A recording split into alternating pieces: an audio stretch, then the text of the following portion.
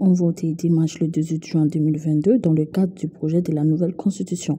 Pour cette première élection organisée par la transition, les Maliens ont certains avis concernant l'organisation et le déroulement du vote. Le référendum initialement prévu le 19 mars 2023 s'est tenu à la date du 18 juin et était vu comme un défi que des citoyens pensaient impossible à relever par les autorités de la transition aux écarts de beaucoup de difficultés. Malgré sa tenue, l'organisation de ce référendum a suscité quelques remarques.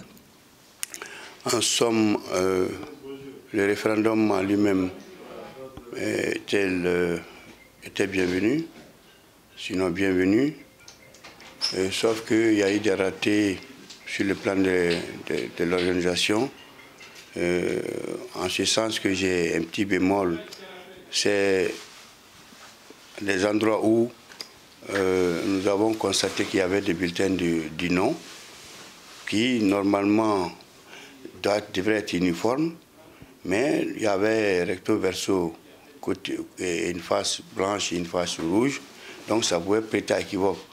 Donc c'est ce point-là que nous pouvait induire en erreur des personnes voulant s'exprimer, étant illettrés, donc surtout les vieilles personnes, donc ça pouvait prêter à confusion. À un certain moment de cela, on ne croyait pas que cela pouvait se faire, surtout avec le report de la première date, on ne croyait pas que cela pouvait se faire.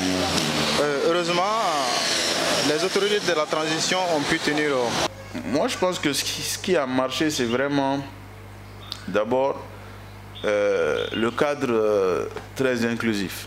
C'est-à-dire, on a eu affaire à un cadre vraiment inclusif. La parole a été donnée à tout le monde. On a pu même voir à la télévision nationale. Le temps a été donné à chaque acteur, qu'il soit du oui ou du non, de se prononcer, d'exprimer ses motivations, de donner ses arguments.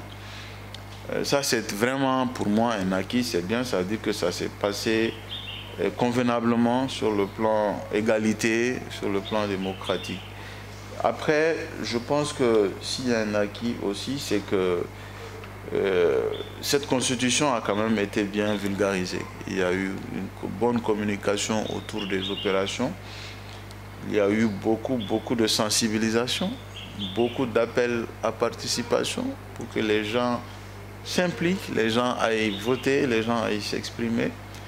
Et ça a montré aussi notre capacité d'organiser des élections dans des situations difficiles avec un temps très limité. Même si on ne peut pas dire que ça a été parfait, mais il y a une bonne organisation autour de ça. Les enseignements à tirer sont clairs. C'est qu'il y a eu des failles auxquelles il faut tirer toutes les leçons, apporter les correctifs qu'il faut pour que nous puissions aller vers ce à quoi nous aspirons.